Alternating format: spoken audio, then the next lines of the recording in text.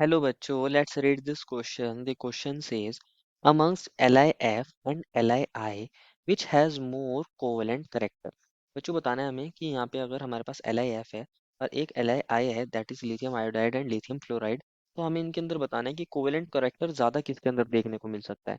तो बच्चों first of all हम लोग बात करते हैं इस क्वेश्चन में हमारे की कंसेप्ट के बारे में, समझते हैं हमारा की कंसेप्ट क्या होगा। बच्चों हमारे पास की कंसेप्ट क्या होगा? फेजान्स रूल। क्या होगा बच्चों हमारे पास की कंसेप्ट? फेजान्स रूल। बच्चों फेजान्स रूल की हेल्प से हम इजीली आइडेंटिफाई कर सकते हैं हमारे पास कहाँ कोवेलेंट करेक्टर ज़्यादा है और कहाँ आयनिक करेक्टर ज़्यादा है। अगर हम बात करें हमारे पास फेजान्स रूल के अंदर, हमारे पास जो कैटायन होता है, ये कहता है कि आपके पास आप कैटायन की पोलराइजिंग पावर चेक करिए। क्या चेक करिए? Polarising power. अगर कैटायन की पोलराइजिंग पावर हाई होती है, पोलराइजिंग पावर हाई, अगर पोलराइजिंग पावर इसकी हाई है, तो बच्चों वहां पे आपके पास कोवेलेंट करेक्टर कैसा होता है? कोवेलेंट करेक्टर हाई होता है। कोवेलेंट करेक्टर हाई होता है। कोवेलेंट करेक्टर हाई होगा। और अगर आपके पास पोलराइजिंग पावर लो होगी तो कोवेलेंट करेक्टर कम होगा, आयनिक करेक्टर ज्यादा होगा। तो अभी तो हमसे कोवेलेंट करेक्टर की बात में बारे में पूछा गया था, तो हम कहेंगे पोलराइजिंग पावर अगर हाई है तो कोवेलेंट करेक्टर भी क्या होगा बच्चों? हाई होगा। कोवेलेंट करेक्टर भी हाई होगा। और ये जो पोलराइजिंग पावर है, ये जो पोलराइजिंग पावर होती है, इसका मतलब क्या होता है कि ये कितना हमारा जो कैटायन है कितना इजीली हमारे हमारे इलेक्ट्रॉन क्लाउड को डिस्टॉर्ट कर रहा है। जितना इजीली वो डिस्टॉर्ट करेगा उतना ज्यादा वहाँ कोवेलेंट करेक्टर बढ़ जाएगा। पोलराइजिंग पावर हाई कब होगी? अगर हमारे पास charge to the size ratio या charge to the volume ratio high हो। Charge to the volume ratio अगर हाई हो, दैट मीन्स अगर चार्ज ज्यादा हो और वॉल्यूम कम हो या साइज कम हो, चार्ज ज्यादा हो और वॉल्यूम या साइज कम हो, तो वहाँ पे पोलराइजिंग पावर ज़्यादा होती है। तो हमारा कैटायन की पोलराइजिंग पावर ज़्यादा हो जाएगी, तो वो हमारे इलेक्ट्रॉन क्लाउड को ज़्यादा डिस्टॉर्ट करेगा और वहाँ कोवेलेंट करेक्टर बढ़ जाता है। तो आपको पोलराइजिंग पावर इस तरह चेक करनी है। पोलराइजिंग पावर इस तरह चेक करनी है। और पोलराइजिंग पावर हाई कब होगी? अगर charge to the size ratio high होगा, चार्ज डेंसिटी ज़्यादा होगी, तो वहाँ पे हमारे पास कोवेलेंट करेक्टर बढ़ जाता है।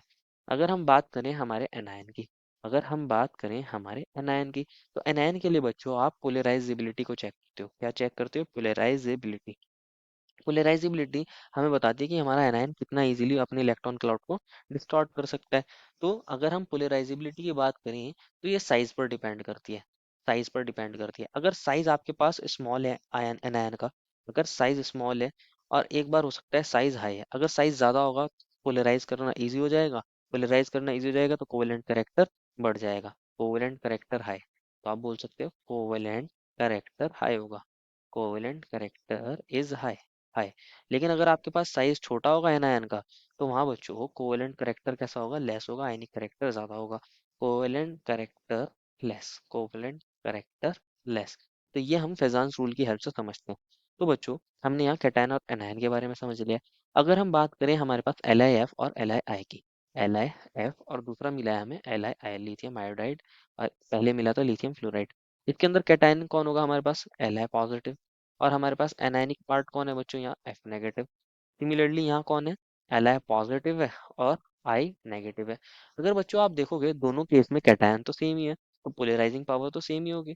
यहाँ कैटायन तो सेम है, कैटायन तो सेम है, मतलब इसके बेस पर आप इनको कोवेलेंट करेक्टर को नहीं बता सकते इजीली। तो अब बस आप यहाँ पे एनायन के साइज के, एनायन की पोलराइजेबिलिटी के बेस पर क्या कर सकते हो? कोवेलेंट करेक्टर को बता सकते हो। अगर आप F नेगेटिव के साइज को देखोगे तो F नेगेटिव सेकंड पीरियड में बिलोंग करता है।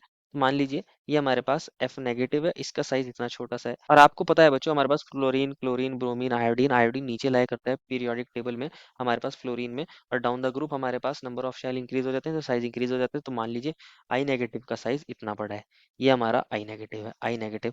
तो इसका साइज कैसा है? साइज बिग है, साइज बिग है। और हमारे पास F नेगेटिव का साइज कैसा था? साइज स्मॉल था।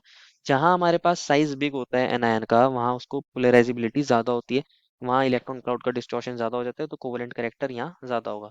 कोवेलेंट करेक्टर यहाँ बोल सकते हैं, कोवेलेंट करेक्टर कैसा होगा? हाई होगा। कोवेलेंट करेक्टर हाई होगा। और अगर हम बात करें हमारे पास F नेगेटिव के केस में, तो यहाँ कोवेलेंट करेक्टर कैसा होगा? लेस होगा। कोवेलेंट करेक्टर लेस होगा। कोवेलेंट करेक्टर लेस होगा।